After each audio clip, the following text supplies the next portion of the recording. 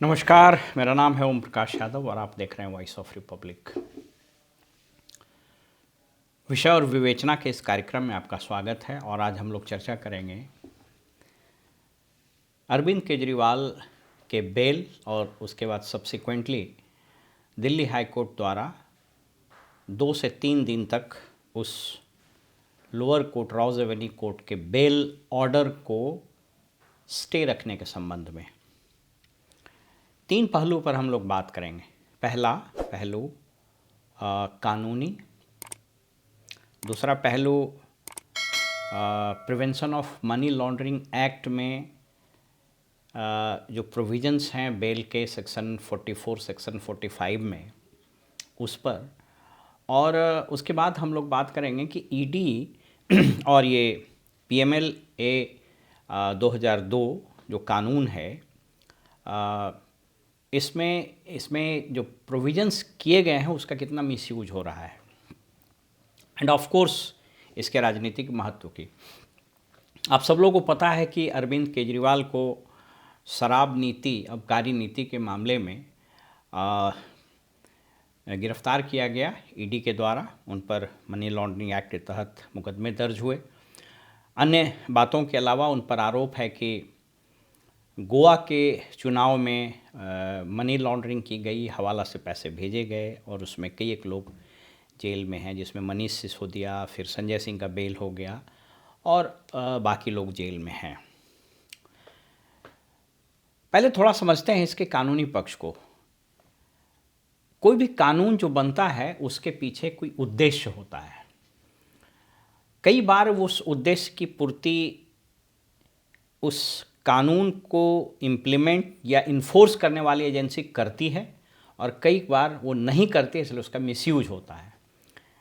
आज की तारीख में जो परसेप्शन है, पब्लिक परसेप्शन है या फिर पॉलिटिकल पार्टीज़ में परसेप्शन है या फिर आम बुद्धिजीवी मीडिया जो स्वतंत्र मीडिया है, उसमें जो परसेप्शन है वो ये है कि ईडी इस कानून का बेजा इस्तेमाल करती है और स्पेशली जो पार्टी इन पावर है केंद्र में यानी बीजेपी या उसके एलाइज पार्टी, उसके फेवर में इस कानून और इस एजेंसी का इस्तेमाल होता है। ये परसेप्शन है और इस परसेप्शन के कायम होने के पीछे कई एक तर्क भी हैं। पहले थोड़ा समझते हैं कि देखिए मनी लॉन्ड्रिंग एक्ट आया था क्यों, बना था क्यों और विगत कुछ वर्षों में ये हो गया क्या। आपको बताते चलें कि ये जो मनी लॉन्ड्रिंग एक्ट है यह यूनाइटेड नेशंस के जनरल असेंबली में एक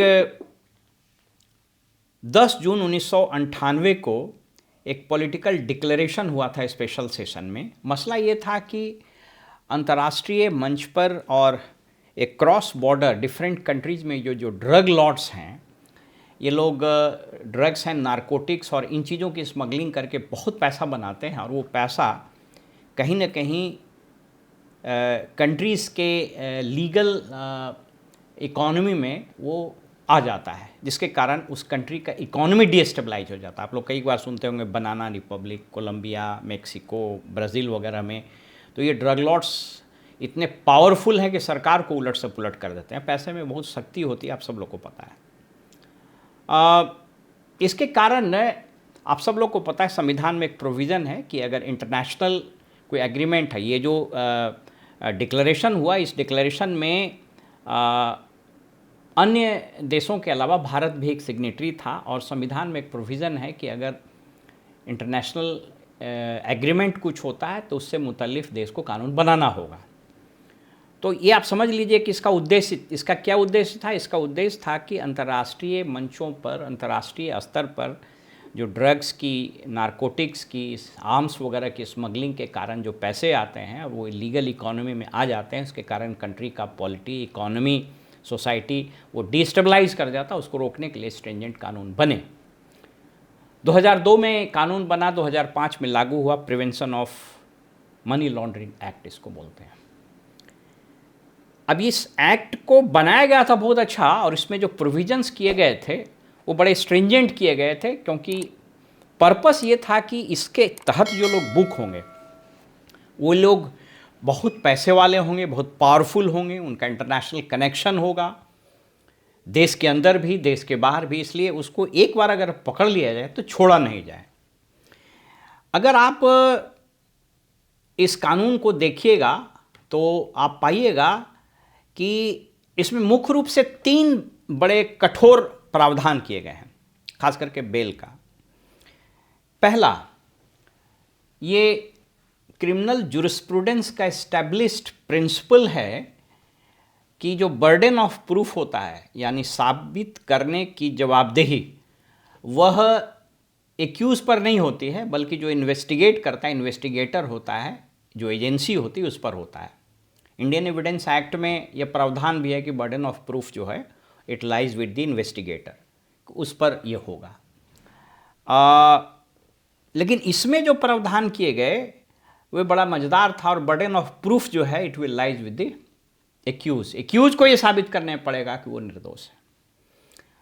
दूसरा प्रावधान ये था कि कोर्ट पब्लिक प्रोसिक्यूटर की बगैर पूरी बात, ये सेक्शन 45 में आप पढ़ सकते हैं कि बगैर पूरी बात सुने हुए, यानी उसको पूरी अपॉर्चुनिटी देगी उस बेल एप्लीकेशन को पर बात रखने की। और तीसरी जो सबसे बड़ी बात है वो बड़ा इंटरेस्टिंग है, कहता है कि कोर्ट तभी बेल देगा जब वो सेटिस्फाई हो जाएगा कि जो एक्यूज है वो निर्दोष है। अब आप सोच करके देखिए, इसमें जो एफआईआर होता है उसको ECIR बोलते हैं, इन्फोर्समेंट केस इन्फॉर्मेशन रिपोर्ट। सामान्यतः ये जो लीगल प्रूडेंस है वो ये कहता है कि अगर आपके खिलाफ एफआईआर होता है तो as a matter of right उस एफआईआर की कॉपी आपको मिल जाएगी। CGM के यहाँ से मिल सकती है, थाने से भी मिल सकती है, लेकिन इसमें एफआईआर की कॉपी वो नहीं देते हैं। तो आपको पता ही नहीं रहेगा कि आप पर आरोप क्या है। जब आपको पता ही नहीं रहेगा कि आप पर आरोप क्या है, तो बर्डन ऑफ प्रूफ जो आप पर है, आप कैसे साबित कीजिएगा कि मैं निर्दोष हूँ। और दूसरा कि पब्लिक प्रोसिक्यूटर्स को पूरा समय दिया जाएगा, तो वो पूरा समय क्या होगा वो तो निर्धारित है नहीं, वो 1 साल हो या 2 साल हो या 5 साल होगा, नोबडी नोज। एंड थर्ड कि कोर्ट इसी स्टेज पर बिना ट्रायल के ये कैसे ये समझ लेगा कि जो एक्यूज है निर्दोष है, इसलिए बेल इसमें नहीं मिलता है। बहरहाल, जहाँ तक केजरीवाल जी का प्रश्न है, आप सब लोग को पता है कि सुप्रीम कोर्ट ने अंतरिम जमानत इनको दी थी कि जब तक चुनाव है, यानी 1 जून को जो लास्ट 7वें फेज का चुनाव था वो समाप्त होने के बाद फिर इनको जेल जाना होगा, तो वो उन्होंने सरेंडर किया और फिर वो जेल चले गए। कई महीनों से ये जेल में हैं। तो अभी जो वेकेशन बेंच था राउज एवेन्यू जो ट्रायल कोर्ट है, और इनफैक्ट और एक मज़ेदार चीज़ देख लीजिए कि एक और इंटरेस्टिंग चीज़ इस PMLA एक्ट में है कि इसमें स्टेट का कोई से नहीं है। मतलब इसमें अगर मुकदमा चलाना हो तो केंद्र सरकार की सहमति चाहिए, और वो सारे मुकदमे को उठा करके राउज एवेन्यू दिल्ली कोर्ट में ले आया जाता है। इसलिए जो एक्यूज़ रहता है वो बहुत हरास में, जो फ़र्ज़ कीजिए कोई व्यक्ति अगर बिहार का है, कोई व्यक्ति बंगाल का है, कोई व्यक्ति केरला का है, they will have to face the case in Delhi. तो एक जो साइकोलॉजिकल और मनोवैज्ञानिक दबाव होता है भी उस पर रहता है। बहरहाल, तो जो वेकेशन कोर्ट था राउज एवेन्यू का, उसने बेल दिया। अब इस बेल को रुकवाने के लिए दिल्ली हाई कोर्ट में तुरंत ED प्रोसीड की और कहा कि इस आदेश को 48 आवर्स के लिए होल्ड किया जाए। हालांकि ये प्रे उसने ट्रायल कोर्ट को भी किया था, बट ट्रायल कोर्ट ने उसको नहीं माना। फिर ये लोग हाई कोर्ट गए और हाई कोर्ट ने इसको 2 से 3 दिन 2 to 3 डेज उसमें लिखा हुआ है, पर इस ऑर्डर को भी स्टे कर दिया। मतलब वो रिजेक्ट नहीं किया लेकिन स्टे कर दिया है। अब इसके ज़रा राजनीतिक मतलब समझिए। सुप्रीम कोर्ट ने कई एक मामलों में, और ख़ास करके अगर मुझको ठीक से याद है तो एक UAPA के केस की सुनवाई में सुप्रीम कोर्ट ने कहा था कि bail is rule and jail is exception. मतलब सामान्यतः बेल मिल जाना चाहिए किसी भी चीज़ में। ये डेमोक्रेटिक सिस्टम और रूल ऑफ लॉ का एक पहला चीज़ है। जेल में हम लोग वास्तव में क्यों रखते हैं? जो कानून कहता है जेल में तभी रखा जाता है जब उसके भागने की संभावना हो, या वो एविडेंसेस या जो गवाह है उसको प्रभावित कर सकता है, मतलब विटनेस और एविडेंस को प्रभावित कर सकता है।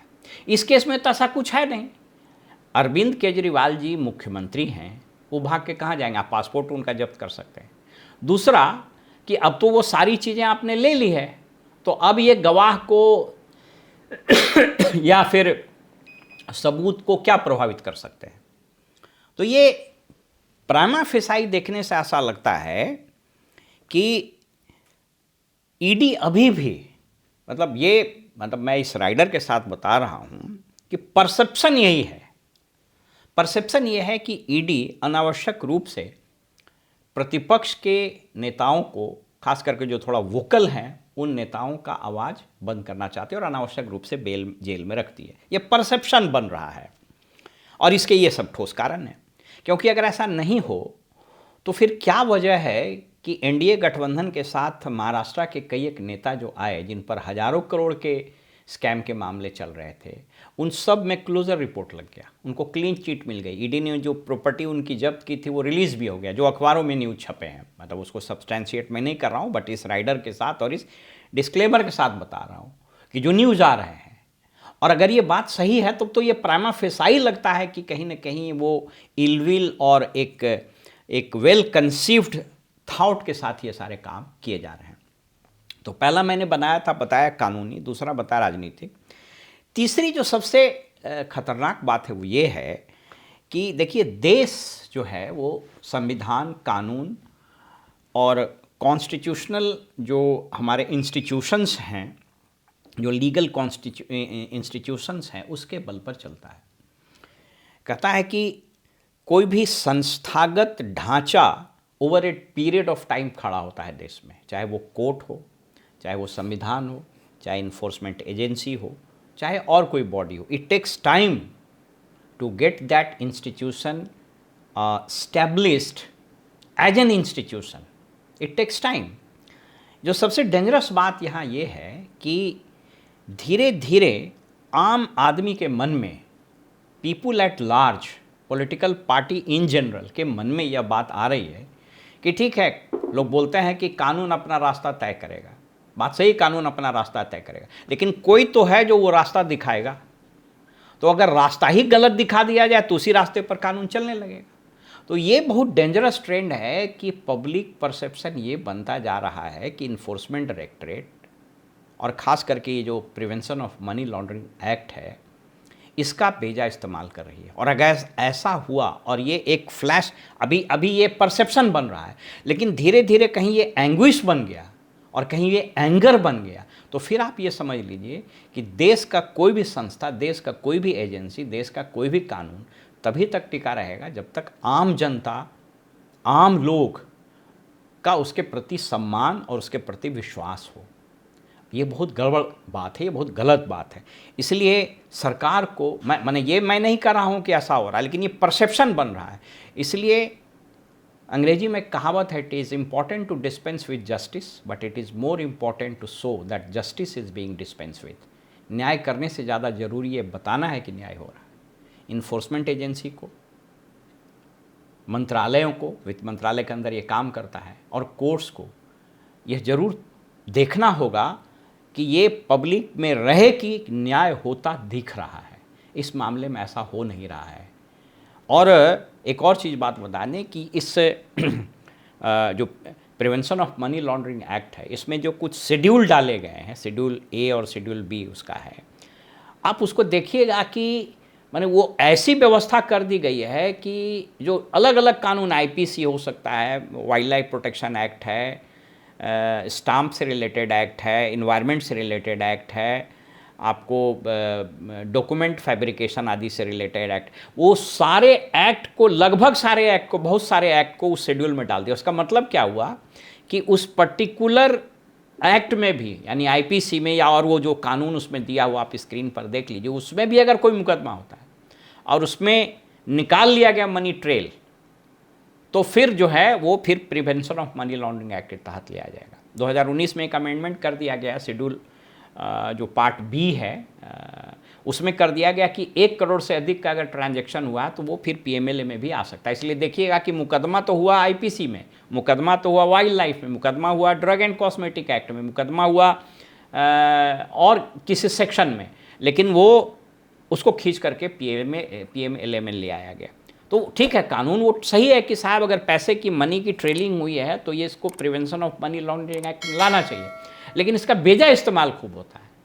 क्योंकि आपको बताया ना कि मनी ट्रेल को निकाल लेना, अब ये तो अब मैंने बताया कि चूंकि इन्वेस्टिगेशन इसका इस तरीके से इतना क्लैंडस्टाइन इन्वेस्टिगेशन होता है, कोई पेपर आपको नहीं मिलेगा, कोई चीज़ आपको बताया नहीं जाएगा। इसकी जो केस डायरी होती है वो बड़ा डेंजरस होती है, उसकी पेजनेटेड नहीं होता है।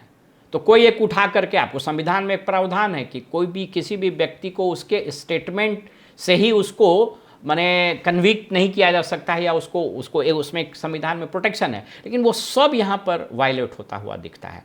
तो कहने का मतलब ये है कि now the time has come that the government must think over it. सरकार को इस पर सोचना होगा कि अगर ये बेजा इस्तेमाल होता हुआ दिख रहा है तो प्रभावित कदम उठाइए, और किसी को इस तरह से विंडिक्टिव पॉलिटिक्स अगर आप कीजिएगा तो इसका दूसरा परिणाम ये होता है कि फिर जब दूसरी पार्टियां पावर में आती है तो वो फिर विंडिक्टिव पॉलिटिक्स करने लगती है, और इसका नतीजा ये होता है कि रूल ऑफ लॉ वो लगता है कि प्रिवेल नहीं कर रहा है, और ऐसी बातें, ऐसी परसेप्शन होती चली जा रही है।